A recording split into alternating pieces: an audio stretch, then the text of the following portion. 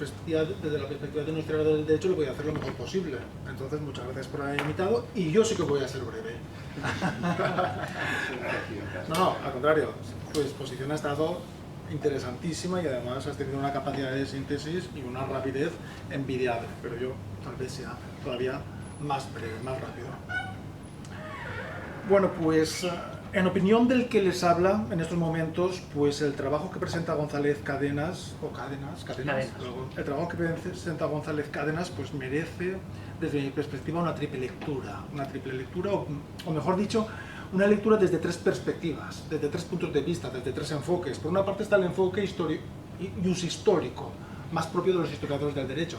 Por otra parte está el enfoque más propiamente constitucional, más positivista, más técnico, más propio pues, de los profesores de Derecho Constitucional. Y por otra parte, creo apreciar un enfoque ciertamente político o ideológico. Yo no me atrevo a meterme en esos berenjenales, distinguir entre política e ideología, porque no es mi campo de investigación y tampoco sé exactamente qué es lo que digo, por lo tanto, mejor no me meto ahí. Pero yo creo que sí que se aprecian estos tres enfoques o estas tres perspectivas, tres perspectivas que están íntimamente interconexionadas, que no se entiende la una sin la conexión, sin la relación con las otras, pero que a pesar de que sean tan dependientes la una de las otras, sí que creo que son mayoritarias cada una de ellas en un apartado, en una parte del trabajo.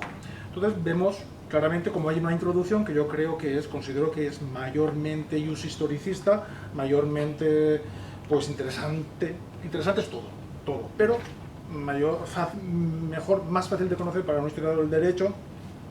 Después veo que hay una segunda parte que es el cuerpo del texto, la parte central, el bloque mayoritario, todo lo que es el contenido objeto de estudio, con la exposición de los procedimientos de enmienda, de revisión, junto con el control jurisdiccional. Yo creo que esta parte es mucho más, evidentemente, constitucional, más técnica, más positivista, y aquí sí que se entra en el análisis detallado de los conceptos jurídico-políticos y constitucionales.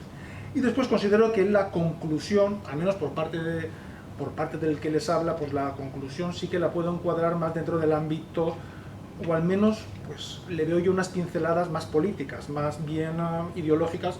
Después me explicaré el por qué digo yo esto. Pero son tres aspectos claramente relacionados, pero que la conclusión me ha gustado mucho porque me ha permitido entenderlo todo. Así es que dejaremos lo mejor para el final, por supuesto.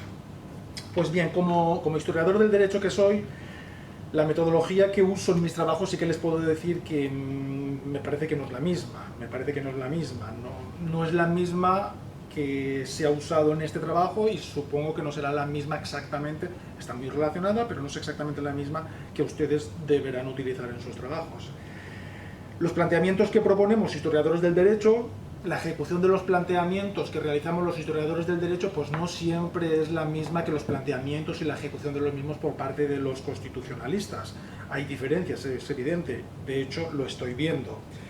De tal manera que no sé yo cuál va a ser la utilidad de mis observaciones, cuál va a ser el provecho que ustedes puedan sacar de mis comentarios.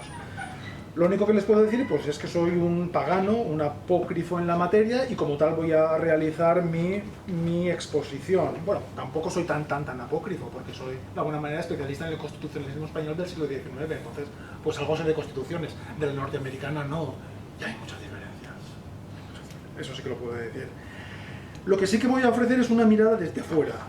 Una mirada desde fuera que sí que es cierto que creo, independientemente de esta cuestión en concreto, que sí que puede resultar de gran interés para el autor de este trabajo y de cualquier otro, para elaborar o repensar su discurso. Lo que quiero decir es que en ocasiones estamos tan centrados en nuestros temas, en ocasiones estamos tan centrados o cegados en nuestras pequeñas cosas, que muchas veces pues, se nos olvidan los contextos, se nos olvidan los contornos y se nos olvida pues cerrar alguna puerta o abrir alguna ventana, y entonces desde una perspectiva foránea muchas veces vemos defectos, méritos que el propio escritor no logra percibir sino al cabo de mucho tiempo.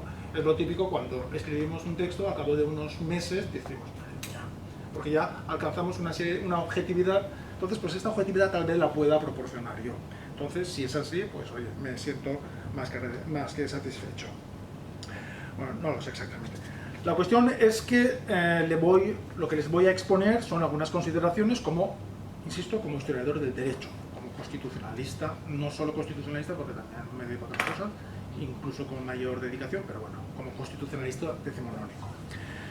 Evidentemente que el trabajo que presenta el profesor González Cadenas, pues evidentemente es un trabajo con una autonomía temática absoluta, es un trabajo completo, es un trabajo cerrado y bien cerrado. Sin embargo, y desde fuera, al menos desde mi perspectiva, pues me hubiese gustado pues un planteamiento conceptual más generoso en cuanto a algunas instituciones, en cuanto a algunas ideas básicas alrededor de las cuales gira pues el grueso del trabajo. Es obvio que ustedes dirán que pues, se trata de cuestiones que se deben dar por sentadas, puesto que de lo contrario pues nunca profundizaríamos en ningún tema. Aún así, pues considero, al menos como historiador del derecho, que hay algunos conceptos como es el de la soberanía, pues que posiblemente deberían ser contextualizados, debería haber una contextualización más insistente respecto a este momento. Al menos los historiadores del derecho necesariamente lo hacemos cuando hablamos de la soberanía. La contextualizamos dentro de lo que es la política occidental, la doctrina occidental de finales del siglo XVIII, finales del siglo XIX, que es cuando nace para nuestros efectos. Entonces, en este trabajo, pues observo pues, una ausencia, pero evidentemente, como ustedes dicen, claro, ustedes dicen, pues, no podemos, ustedes dirán que no podemos centrarnos en estas cuestiones porque se dan por supuestas, por supuesto. Pero claro, en el caso español, por ejemplo, pues aunque podamos decir que el concepto, la esencia de la soberanía es la misma en la Constitución de Cádiz que en la Constitución de la Segunda República, pues hay muchas diferencias de matices, hay muchas diferencias ideológicas, hay muchas diferencias doctrinales, hay muchas diferencias en cuanto a sus repercusiones, en cuanto a su alcance, en cuanto a su materialización práctica. Hablamos de soberanía en la Constitución de Cádiz y hablamos de soberanía en la Constitución de 1931, pero realmente son cuestiones muy diferentes. Y no hablamos solo de esa dialéctica tradicional en España entre monarquía y república. Eso va al margen. Yo creo que en España pues, el concepto de soberanía pues, da lugar a una discusión sobre su concreción, sobre su materialización y sobre su comprensión, pues que yo aquí en este trabajo no lo he visto, pero evidentemente que se da por supuesto que debe haberla. Pues de esa diferencia entre soberanía popular, soberanía nacional, seguro que se ha tratado en otros lugares y no se puede tratar aquí porque el límite de páginas es obvio. En España está clara la relación o el debate entre soberanía y sufragio, sus límites, sus alcances. No sé yo si en Estados Unidos pues es lo mismo, no sé yo si se entiende igual el sufragio en relación con la soberanía a principios del XIX, principios del XX, claro, también es cierto que es una cuestión que antes, al hilo de que los debates eran populares, las iniciativas constitucionales parten del pueblo llano, claro, hay una perspectiva que en España sí que se considera poco, no mucho, pero que en el caso de Estados Unidos parece que no se ha conquistado nada, claro, es la perspectiva ya no de género, sino la perspectiva racial. Claro, estamos hablando de una perspectiva que aquí está ausente. En el caso español no estaba tan ausente, en el caso de los indios.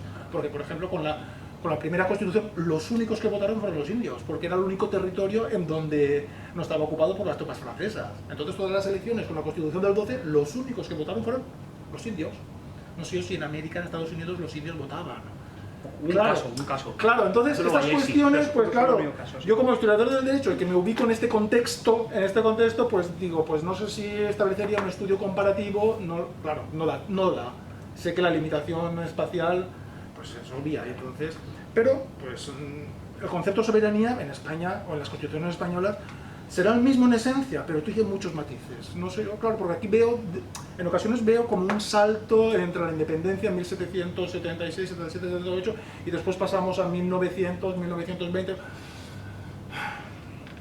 No sé yo si se puede entender dentro del mismo concepto, dentro del mismo contexto doctrinal, no lo sé.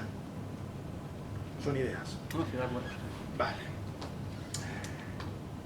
Entonces, como digo, pues tengo la impresión de que pues, se dan por sentadas muchas cosas que para un historiador del derecho pues no damos tan por sentadas.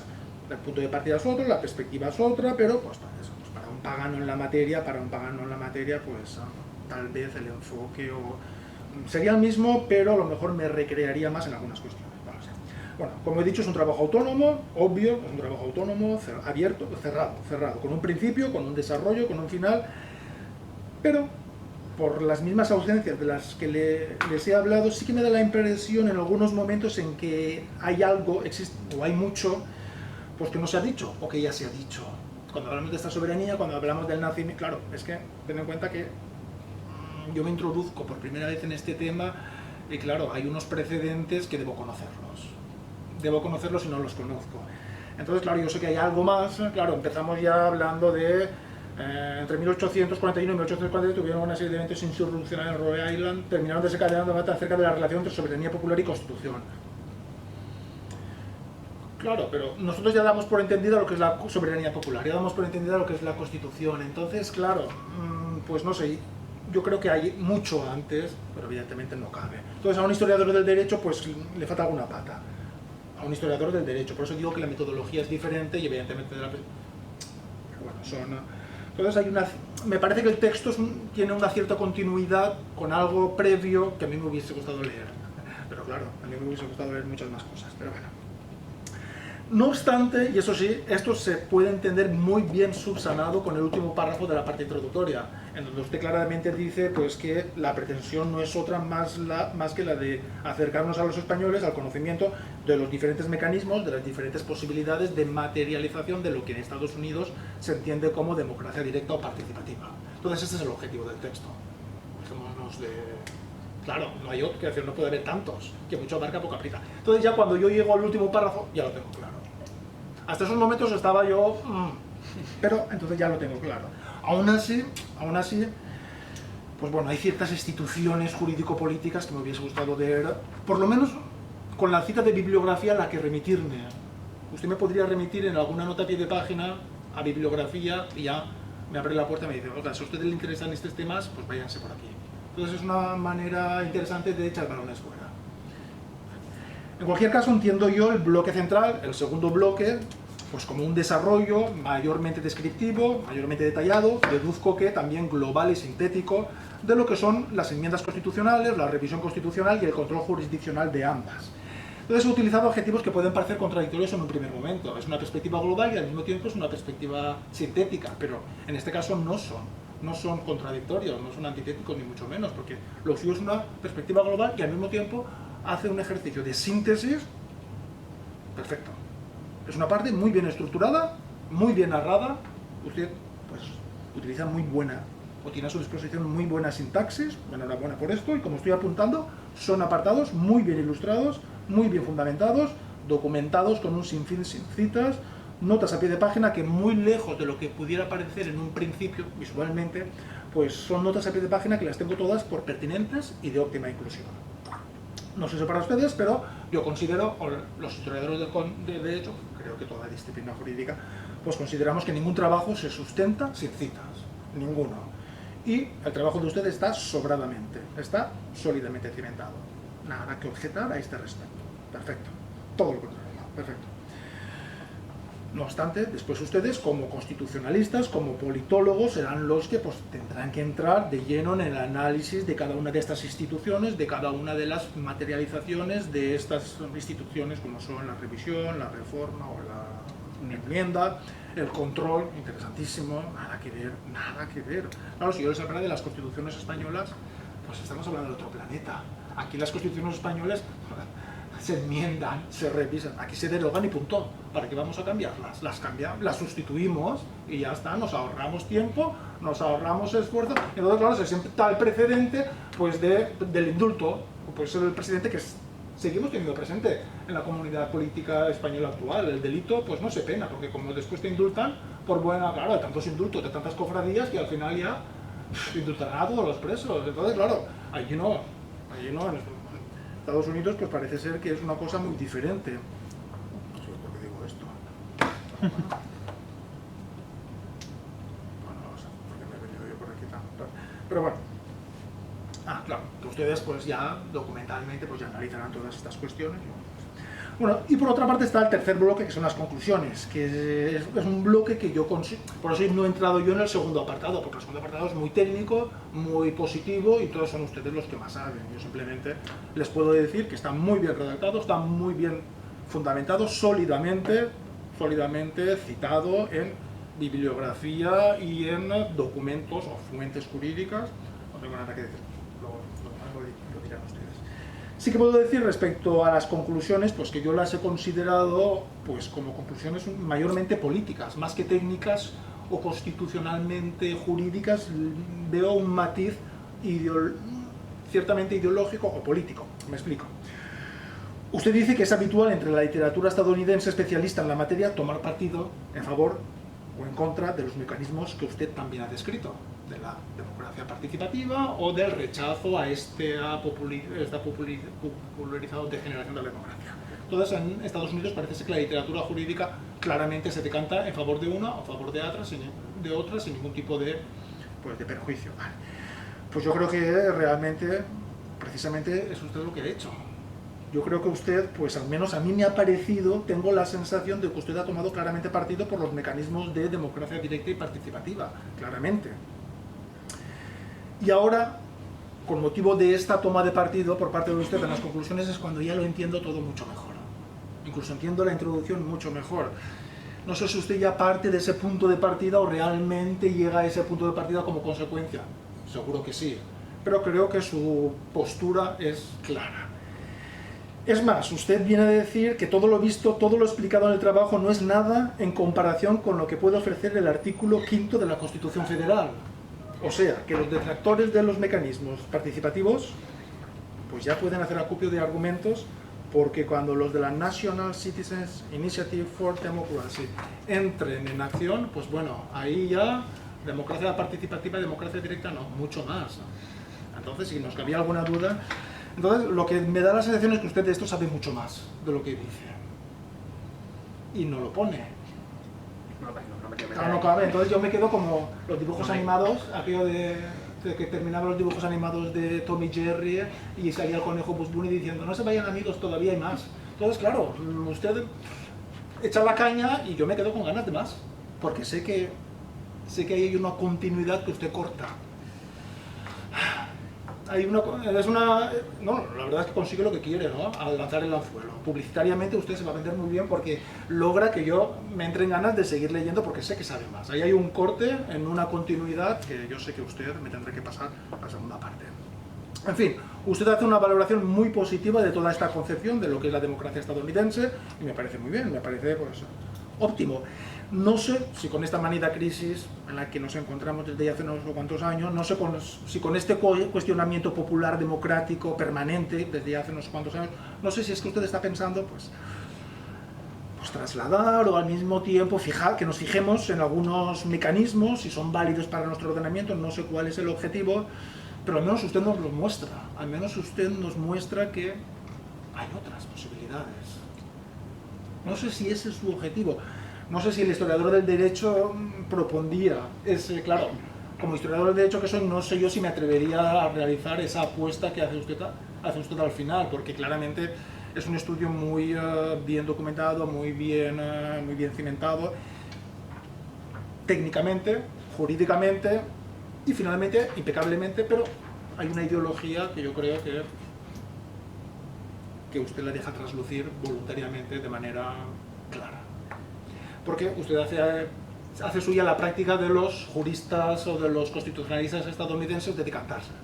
Y usted, pues, como hacen los actores en Estados Unidos que se decantan en cada contienda electoral, pues usted, los constitucionalistas hacen lo propio y usted, pues, hace lo mismo. En España creo que no somos tan partidistas cuando realizamos estudios, o al menos los historiadores del derecho.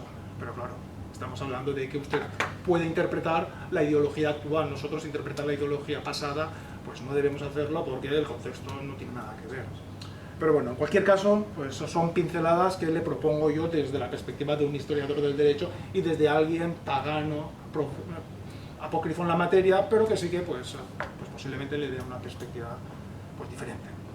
Bueno, pues nada, muchas gracias. Gracias a ti.